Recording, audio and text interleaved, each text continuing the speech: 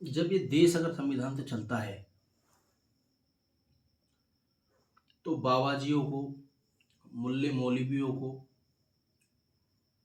या किसी राजनीतिक नेता को किसी धर्म या किसी जाति विशेष के बोलने के लिए कोई अधिकार नहीं है।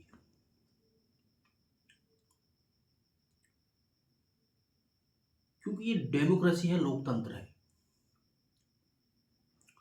और आज अगर कोई चीफ मिनिस्टर संसद में चिल्ला कर किसी जाति विशेष को कटमुल्ला कहकर बुला रहा है तो ये बहुत गलत है, निंदनीय है।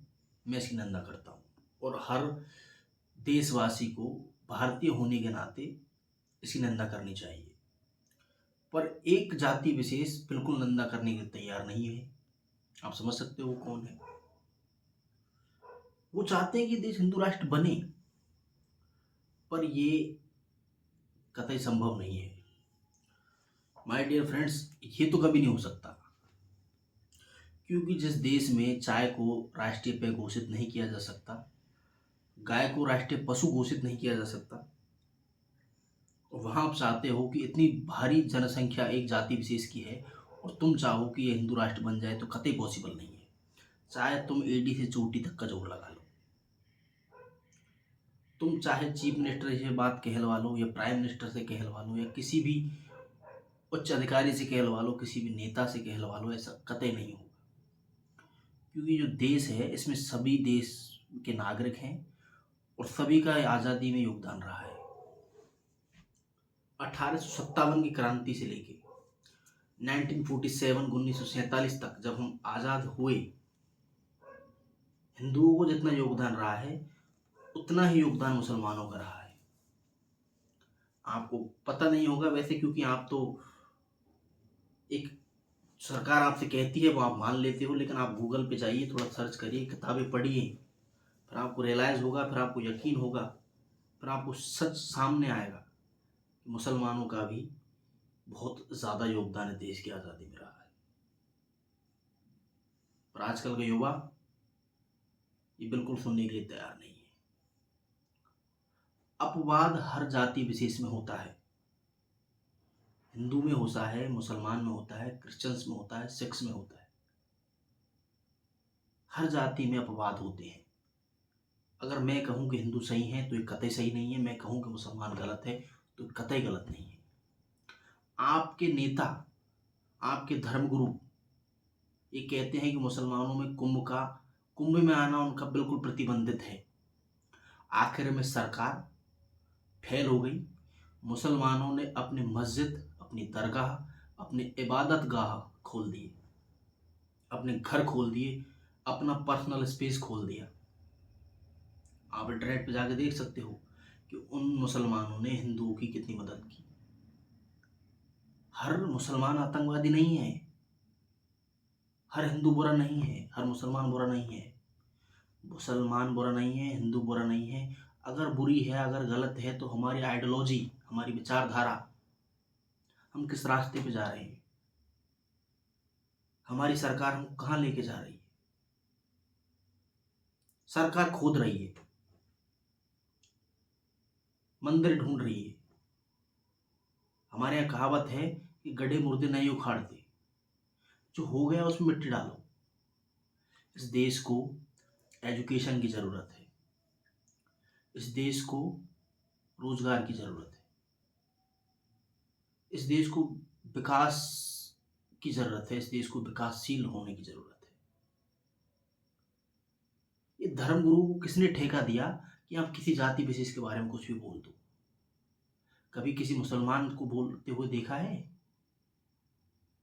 बोलते हुए देखा होगा। क्योंकि मैंने कहा है अभी कि कोई सही नहीं है, कोई गलत है तो कोई सही है। पर अगर आपका राजा, आपका मुख्यमंत्री एक जाति विशेष को अगर कटमुल्ला कहकर बुलाता है तो ये बिल्कुल निंदनीय है। इसकी निंदा हमको भारतीय होने के नाते करनी चाहिए। बाकी आपकी मर्जी है, क्योंकि आप तो हिंदू राष्ट्र बनाना चाहते हो, पर ये पॉसिबल नहीं है। क्योंकि डॉक्टर बी आर अम्बेडकर एक संविधान बना के गए हैं, उससे छेड़छाड़, उसमें संशोधन हो सकते हैं, छेड़छाड़ नहीं हो सकती। मैं ज़्यादा पढ़ा लिखा नहीं हूँ, मुझे इतना मालूमात भी नहीं है, पर जितना मैंने गूगल किया है मैंने को यही सुना है कि वो नहीं बदल सकता।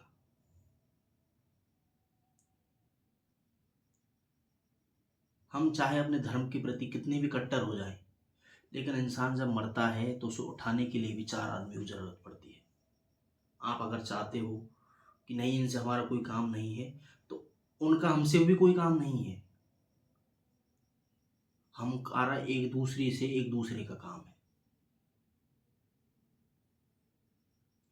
कितनी गलत बात है, कितनी निंदनीय बात है कि एक राजा अपनी प्रजा के लिए सब बोलता है। छत्रपति शिवाजी महाराज अपनी प्रजा के लिए सब बोले, आदरणीय महाराणा प्रताप अपनी प्रजा के लिए सब बोले, राजा जयसिंह अपनी प्रजा के लिए सब बोले, मान सिंह अपनी प्रजा के लिए सब बोले,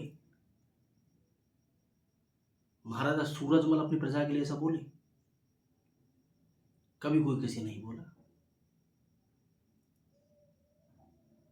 और अगर हिंदू इतने ही सही थे तो जो मुस्लिम योद्धा भारत में आए, उन्होंने भारत पे राज किया, उनकी जो मंत्रिमंडल था उसमें आधे से ज्यादा हिंदू थे। जब तुम्हारा हिंदूपन कहाँ गया? हम शिक्षित थे, हमारे पास पैसा था, हमारे पास जमीनें थी, फिर भी हम गुलाम हो गए। किसकी वजह से हो गए? हम एक दूसरे की वजह से हो गए। क्योंकि हम उस जमाने से एक दूसरे को पसंद नहीं कर रहे, हम इस जमाने में एक दूसरे को पसंद नहीं कर रहे। लेकिन हमको एक दूसरे को पसंद करना होगा, क्योंकि जो गलत है वो सही भी हो सकता है, जो सही है वो गलत भी हो सकता है। एक मुख्यमंत्री कहता है कठमुल्ले, सोचने वाली बात है। एक राजा के मुंह से ऐसे अल्फाज अगर निकलते हैं, ऐसे वर्ड्स ऐसे निकलते हैं, तो प्रजा क्या सोचेगी आप बताइए। उसी प्रजा ने उसको राजा बनाया, उस गद्दी पे बैठाया, इस उम्मीद से बैठाया था कि आने वाले कल में इस तरह के शब्द उनके लिए प्रयोग किए जाएंगे। शर्म आने वाली बात है। जिसपे पूरा मीडिया समाज चुप है, आधे से ज्यादा यूट्यूबर चुप हैं, क्योंकि उनको डर है सरकार का। मुझे डर नहीं है। आप सच सामने क्यों नहीं ला रहे? आप कहते हो कुंभ में नहीं आएंगे, वो नहीं आए, लेकिन तुम क्यों गए उनके घर? उनका खाना क्यों खाया तुम? उनका पानी क्यों पिया तुमने? तुम्हारे इतनी शर्म थी तो नहीं जाते उनके घर? क्यों तुम्हारी मदद के लिए आगे आए वो? क्योंकि वो इंसान की इंसानियत में समझते हैं। ह्यूमैनिटी स्टिल अलाइव, मानवता जिंदा रहनी चाहिए। मेरा काम है कहने का, आपका काम है सुनने का और देखने का। अच्छी लगी हो तो चैनल को फॉलो करें, वीडियो को लाइक करें, सब्सक्राइब करें, शेयर करें। धन्यवाद।